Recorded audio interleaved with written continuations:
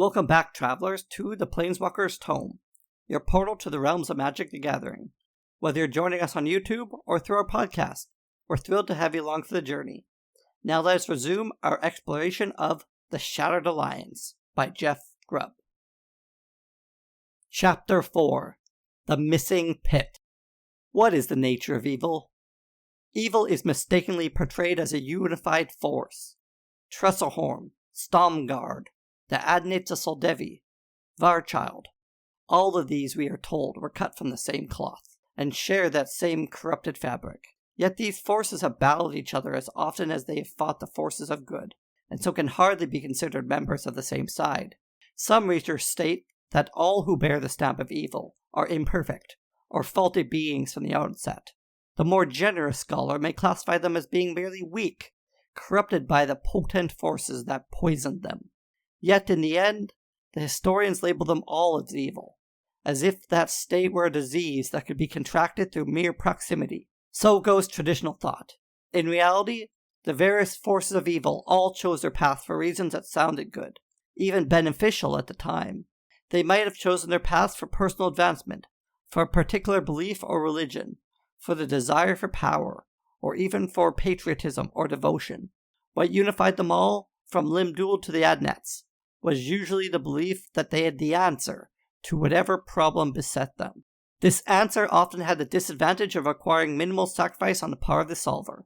Further, when the solution did require some degree of sacrifice, that sacrifice would be on the part of others who were unaware of a need for sacrifice in the first place. Those other people, the ones making the sacrifice, often took umbrage when they learned of their situation. As a result, such unpleasant information was kept from them until the last moment. In this fashion, the first steps of deception, regardless of the reason, was evil born. Arkell, Argivian scholar. Archmage Gerda Egg's daughter thundered through the hallway, shouting orders to her underlings. True, she was only Archmage Pro Tem, holding her exalted position only at Joda's whim, but she was invested with all the power of her Archmage station, brief though it may be, and intended to wield it. Joda had left behind a typical long list of matters to attend to in his absence, ranging from making sure the reports on the Sumafan coastline came in, to finding a secure place to store that wretched mummified souvenir that the task mage had brought. And if she didn't have enough to do on her own, what with the inferiors and subordinates she usually had to deal with? Of course she found a place for the hand of Lim-Dûl, surrounded by protective wards, sealed off from casual use, and as far from her personal quarters as she could manage. She considered keeping it near her quarters, but decided against it.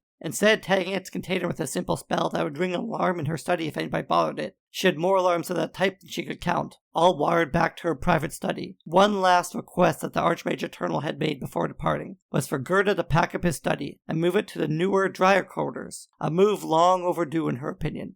Gerda promised to oversee the move personally. Of course, she was engaging in her own objectives, as well fulfilling the letter, if not the spirit, of Joda's orders. She entered the Archmage Eternal's abandoned study, catapulting herself to the bronze doors to find her plans in full swing. The entire study was packed with scholars and scribes, each one meticulously copying everything in Joda's quarters. If challenged, she could always claim that it was a safety precaution in case one of Joda's valuable texts went missing. Indeed, she had originally considered stealing one or two of the more ancient tomes for her own use, hoping to gain both the original document and a commendation for her own farsightedness in making a copy. In the end, she decided against thieving the originals, as the scheme would not stand up to the weight such an obvious lie would have to carry. Lord Joda would be expecting exactly such a clumsy bit of subterfuge on her part, that she would purloin some bit of small information. He would not expect such a grand-scale theft, copying everything and leaving the originals in their place. So a herd of scribes was now encamped in Joda's study. She assigned a particular pile of papers, desk space, or other flat surface that held her notes. Everything was to be noted before it was packed up. Volumes, manuscripts, maps, personal notes, as well as the location in the pile. The order of the material placed one another could reveal things about Joda's thinking, like layers of mud laid down by a river, which eventually formed into sand, stones, and shale. There were scribes with stylus and clay, those with thin vellum and brushes. Some were taking rubbings of tablets, while a few had ancient scribing beetles and were reading the material aloud. Several documents were thought to be in code, but turned out to be in an archaic form of an extinct desert language that probably no one but Joda himself knew anymore. Still, she ordered them duplicated. Gerda stood in the middle of the pandemonium and smiled. Everything was going just as expected. Naturally, no sooner than had the thought blossomed in her mind than cruel reality intruded. One of the younger scribes opened a heavy volume and shouted as the interior pages burst into flame. Surprised, the youth dropped the tome, and the flaming text struck the carpeted floor. The collected scribes, scholars, and sages bolted towards the door. Gerda growled and pressed towards against the massive fleeing scholars. Whatever their fear of flames in a paper-lined room, the scribes' fear of Gerda was greater, and they parted around her like water around a large rock. In 3 strides, she was at the site of the disaster. To his credit, the youth tried to pick up and close the book again, but was rewarded for his troubles by catching his sleeve on fire. He was now slapping at his arms, trying to extinguish the glowing blaze. Gerda reached effortlessly into the vaults of her mind for the proper spell. She knew that the Archmage Joda, in her teaching, encouraged others to think of their minds as great mansions, filled with opulent treasures, to signify their various spells. Gerda felt that to be pretentious, and instead imagined great towers of ice jutting from the top of a glacier, joined by great spans that bridged the whiteness. Now she mentally flew along those bridges and into the spire she needed, pulled the mana through her, and let fly its energies all in one clear motion. A small bundle of force, as light as wind, expanded before her, pressing the air away and leaving a temporary vacuum. The force of the blast and the lack of air snuffed the flames from the book and the surrounding pages, and the young scholar. As the flames died from the pages of the book, Gerda kicked its cover shut, then bent down quickly and snapped its clasp into the locked position. Archmagus, I am so sorry, began the scholar. Young man, said Gerda, showing him the cover of the book. It was set with 5 gemstones in a pentagonal formation: pale topaz, sapphire, black onyx, emerald, and ruby. Before you open any book, you should always deactivate the wards. Her finger danced across the surface as she touched each gem in turn. Then she opened the book, facing it towards the young man. Despite himself, the young man flinched, but instead of fire, the only contents within were printed pages, singed around the edges. The young scholar looked at Gerda and smiled weakly, but Gerda was no longer looking at him, rather inspecting the damage the flames had caused to the surrounding room. It seemed minimal, but not easily hidden. A few pages were charred around the edges, and a map of the original coastline of Latnam had a blackened patch down its center. Nothing lost, but enough damage that would have to be explained. All right, child, what is your name? She snapped at the youth. Osmar, said the youth, gulping. Gerda noted that he was wearing the robes, slightly singed, of a first-year student, recently brought up from scribe, Osmar Stargadison. All right, Osmar, said Gerda. Tell me what happened here. I was preparing to copy down the vitals of this bound manuscripts as those are, as you ordered, and suddenly I was faced with all this fire. If that is what you thought happened, you'd be incorrect, Gerda sternly. Here's what really happened. You're moving this material as I ordered, to its new home. When you got curious and opened the book, only my presence and quick thinking here kept the entire room from going up in flames. Osmar opened his mouth to protest, but no words came out. Slowly he nodded. Yes, ma'am. I was curious. I am sorry. Nothing to be sorry about, child, said Gerda with his glacial grin. I just wanted to be sure what happened here. I'm sure, said Osmar carefully. I'm sure now. Just in case anyone asks you, said Gerda, thinking. Because he will ask you. Yes, ma'am, said Osmar more carefully still. The other scholars were slowly drifting back into the room, resuming their places and telling themselves that they weren't the first ones out the door when the fire started. And as a result of this incident, Gerda said loudly, enough for the others to hear, I decided that everything in this room would be copied before it was moved, to avoid any further potential loss of valuable information. Gerda turned towards the other scholars, who suddenly looked very scholarly, poring over whatever they had been at hand. None would counter her story. Better than having to hide it, she could now declare it, and defy Joda to call her a liar. Despite herself, she smiled. The smile froze when a harried, portly third-year student dashed to the doorway, her pudgy hands gripping the frame in excitement. Magus Gerda! Magus Gerda! Archmagus! Glacinda! Said Gerda, her features growing stern again. It's Archmagus. Glacinda gulped for air and said, Yes, Archmagus. You'd better come. They found something wrong in the basement. Gerda crossed to the girl, aware that every other scholar in the room was regarding them out of the corner of their eyes. Which basement? The old dungeons, gulped the girl. A spot of color appeared at each of Gerda's cheeks, but she nodded to the third year. She turned to the room and said, Everyone back to work. And remember to disarm any worms before you open things. If there's a question about a volume, set it aside, but note where it came from. Osmar, you're with me. Me? Said Osmar in a strangled voice. Of course, purred Gerda. You think I would leave you in this place after you nearly burned the place down? Now come. To Glacinda she said, Lead on, my child. Glycinda was a heavy-set young woman, but moved quickly in short mint steps. Gerda glided along behind, her feet barely visible behind her azure and sky-blue robes. Osmar loped along 2 paces behind. The 3 moved quickly through the several libraries, and past the student barracks of the underground complex that was the School of the Unseen. Elsewhere in the complex, magus were in completation. Scribes were transposing works. Undergraduates were coiled over their magical schoolbooks, and scholars were digging through tomes newly rescued from the floods. The school was a beehive of activity, and Gerda was, as always, at the center of it. She was its queen, its most vital citizen, the keystone that kept the rest of the arch from crumbling. But only when Joda was gone, she reflected bitterly. Could she truly claim the honor and title that went with that responsibility? Gerda and the 2 students descended a broad staircase, then a narrower one, then a thin one that coiled into the ground. Gerda always kept the mental map of the underground passages firmly in her mind, and she knew where they were going. To the portly Glycinda, she said, "What were you doing down here?" "We were sent down here to look for crates for the Archmage." "For the other Archmage," said Glycinda, avoiding reproach from Gerda. As she spoke, her words grew faster and more excited. "For the larger objects in his quarters. And Trisilia, Han's daughter. Remember that one of the cauldrons in the kitchen? Had come in a big crate, but no one knew what happened to it, and someone said it was probably stored in the old dungeons, since no one ever goes down there. So we went down there, and we found, well, this." They had reached a landing in the stairway, with a great archway opening up on yet another set of stairs that burrowed down into the ground.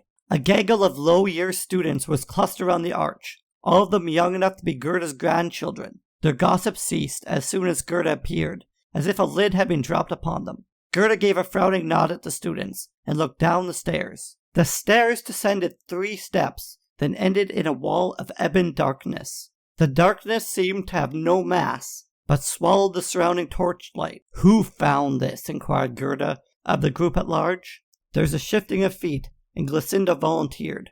"We all came down here at once. We didn't see anybody else." "Anyone go down into that?" asked the Archmage.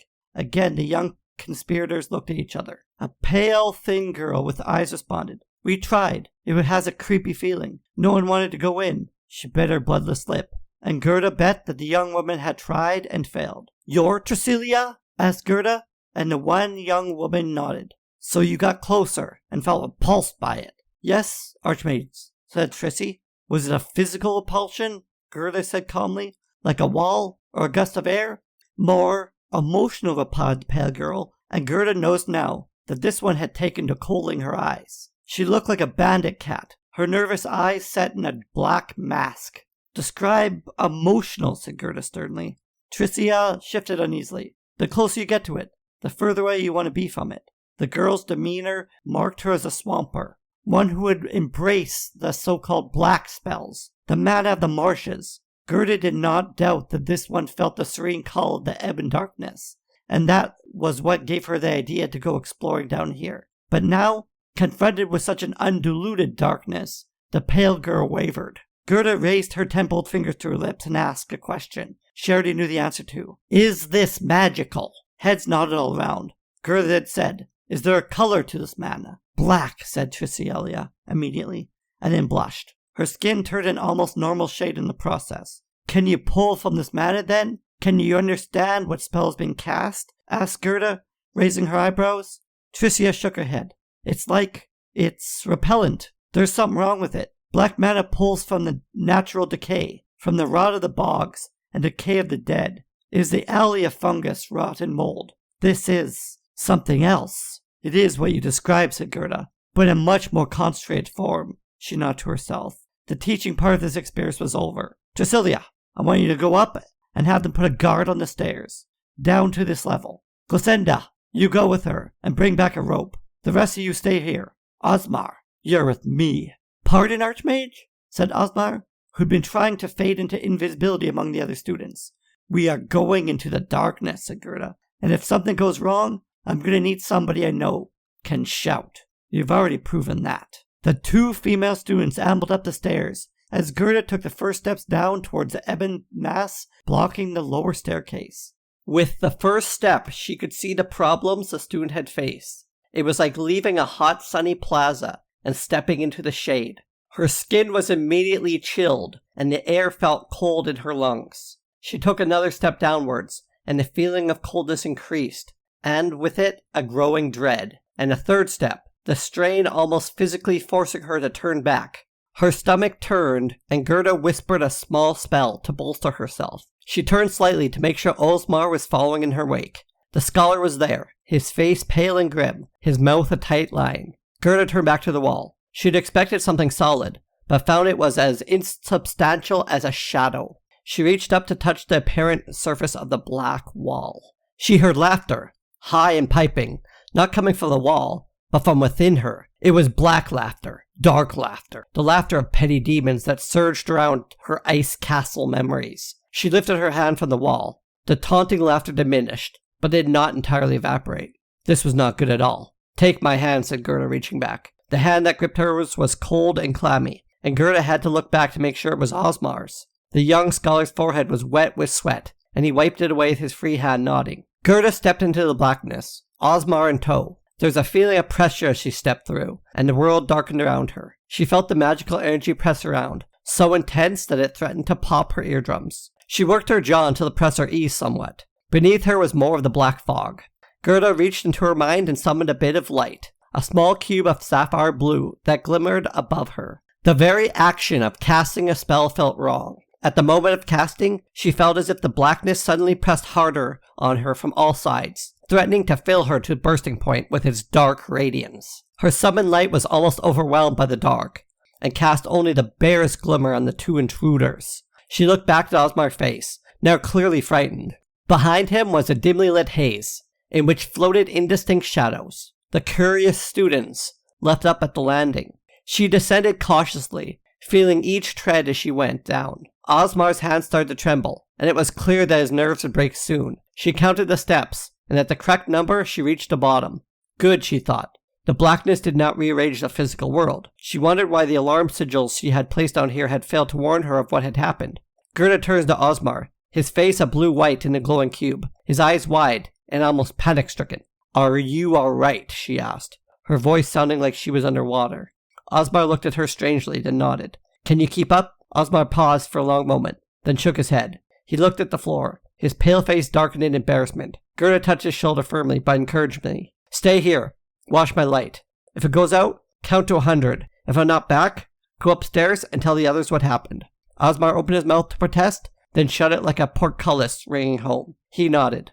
Gerda turned to the darkness and moved away from him. She knew the old dungeons from before they were sealed 20 years ago, on her own order. She knew how many steps it would take to cross the main hall, and what she would likely find on the other side. What she would find was probably responsible for this spate of concentrated black magic. After all, she muttered to herself, she was the one responsible for this. This was one more price she had to pay for her previous foolish attempts to take command of the school. Unbidden, indeed. Encouraged by the darkness, the memories surged around her. The mad laughter that lurked around the edges of her hearing seemed to increase. She paused for a moment. Her warning signal should be coming somewhere near. She found it, glowing weakly against the floor.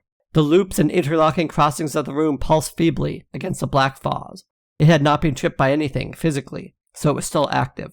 Gerda shook her head. She had not considered a purely magical intrusion. One more regret, she thought. One more failing. One more ghost of her attempt to dethrone the Archmage returned to haunt her. For all those long years she had worked, she had studied, she had strained to be the finest mage of Latnam. She was gifted, she knew, more gifted than her cousin Gusta Ebbsdaughter, the royal mage of Kejildor. More importantly, Gerda applied herself. She worked at her craft. She rose in respect and in prestige and in power. Then she realized she could rise no more. She was almost at the top of the mountain, but the peak already had an occupant who would not move aside, who would never move aside. There was motion in the darkness, and then the ebb and fog congealed into a human form against the greater blackness. Of course, the fog would respond to her thoughts, Gerda realized, for it was the stuff of magic. The humanoid shape thickened into an obsidian statue of Joda, the Archmage Eternal. His face locked into a sneering, superior grin. Gerda felt the bile rise in her throat and looked at the vision of Joda, nodding her head. She had done the right thing. In a fair world, she'd become the Archmage, free and clear. But for him, what bothered her most of all was that while she did eventually age and lose her abilities and die, he would still be there, still be perfect, still be unchanged. The unfairness of it all stuck in her throat. No, she was right to have done what she did, to make the deal with the devil. Almost unbidden, another obsidian statue formed out of the mist. This one was lean, a powerful-looking man in flowing robes. This one was posed like a dark merchant haggling, twisting the large gemmed ring on his hand in eager anticipation. Lim-Dûl, she said, the words bitter in her mouth and strangely garbled in her ears. This darkness is your fault, too. Her plan to remove Jodah had only half formed in her mind when the necromancer contacted her. She knew that eventually Jodah had to rest, had to pour his memories into the mirror. She had studied her history as well, and she had planned to separate the maze from his mirror at that time. When Lim-Dûl had contacted her, his offer seemed made to order. Oh, what a snake-faced dealer, thought Gerda with a wry smile. The necromancer had been all apologies and compliments, begging for aid. He had this small bit of architecture that he wanted to get rid of. Nothing major, nothing dangerous, just a bottomless shaft that he didn't want to deal with. His undead minions kept falling in. Would she be willing to take it off his hands? In return, perhaps he could do something for her. She had blundered into it. Blinded by her own pride, she had congratulated herself on sending the supposedly powerless Jodah into Lim-Dûl's care, and a mirror to her cousin, the most powerful wizard of the East. Idiot that she was. Gerda would have been better off locking the Archmage himself in these dungeons. Instead, she had helped with the spell that brought this abominable bottomless pit into her domain, and now, as a reminder of her past faults, it was leaking black magic into the school. Lim-Dûl had gained a powerful pawn. In return, Gerda had gotten the shaft. Of course, the necromancer could not hold on to his prize. She should have realized that the Archmage, even knocked back to Scar 1, would have been crafty enough to escape, particularly with that she-witch task mage always following him around. She should have prepared better, Gerda reflected. That, more than anything, was her worst error. Instead, she had hoped for the best and gotten the worst. Jodah returned to Latnam, obviously knowing what Gerda had done, but did not seek immediate revenge. No, that wouldn't be enough for High Lord Archmage Jodah Bloody Eternal. No, he left her in her place, a glorified bureaucrat, overruling her whenever he felt she needed to be taken down a few pegs. No one took her seriously when he was around, and he would be around forever. She considered leaving entirely, in those first years after Jodah's return, but where'd she go? Her original homeland was quickly becoming a bog, and the rest of the world was full of savages like the barbarians and the Kejaldorians. Cousin Gustha could live among them, but not her. So Gerda had remained, and the once hot anger she felt for Jodah subsided into a lingering resentment. The small fire that stoked her engine motivated her to show that she did, knowing what she was doing.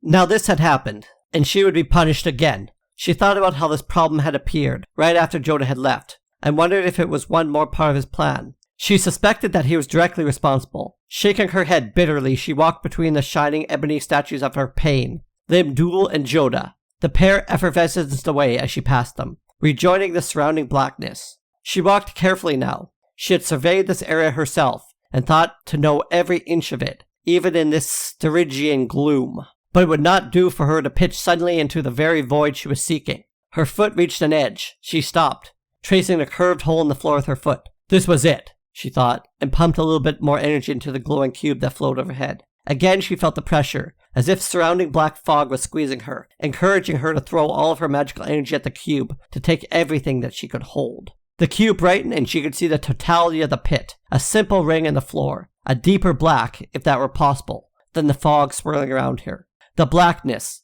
the very feeling of despair seemed to well out from the pit. She remonstrated herself again for not checking it out further when she had first received it from Lim-Dûl, other than just a term that was apparently bottomless, and officially banning visitors from this wing of the dungeons to keep out the curious. She had pretty much let it be. The pit should be easy to seal, she thought, though Lim-Dûl had claimed how difficult it was for him. But Lim-Dûl had claimed a lot of things, much of which was proven false. Perhaps a simple stone plug would halt the manageable vapors that permeated the air, or at least slow them. Again, she reached into her ice cavern spires and pulled the necessary spell forward. This new spell was a bit more complex than summoning a bit of crystal, but still well within her capabilities. She tried to fashion the summoning mana into the shape of a great plug, making it solid, hard, impenetrable, invested with the power and the weight of the granite, something that would seal the pit forever. Such was her intention. In reality, as soon as she opened the metal door to pull energy through, she was assaulted by the surrounding fog. It used her as a straw sucking out all the magical energy that it could from the surrounding domain,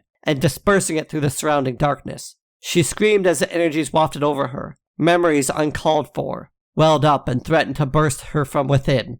Her memories, and the memories of others flooded her mind. Memories from the pit itself. She briefly thought of a burning man, plunging upwards out of this well, and a horde of chanting beings, machines grafted onto their limbs and faces, and a great, terrible creature, bone white, with metal tendrils instead of hair, who talked to the chanting worshippers in their dreams. In Gerda's flood of memories, this last being turned towards her and gave her a ghastly smile, beckoning for her to join him. Gerda screamed and passed out. How long she was out she could not say. She found herself sometime later, slumped by the side of the pit, the darkness heavy around her, her little cube flickering with futility in the gloom. She pulled herself to her feet and took several deep breaths. There was nothing that could be done for this now. Whatever was in the pit was leeching the magic from her. No worse, it was sucking it from any available source and strengthening itself intensively. Casting spells in the midst of this would be folly. She blinked and thought of the students back at the stairs. Of Osmar. He had probably reached 100 and fled,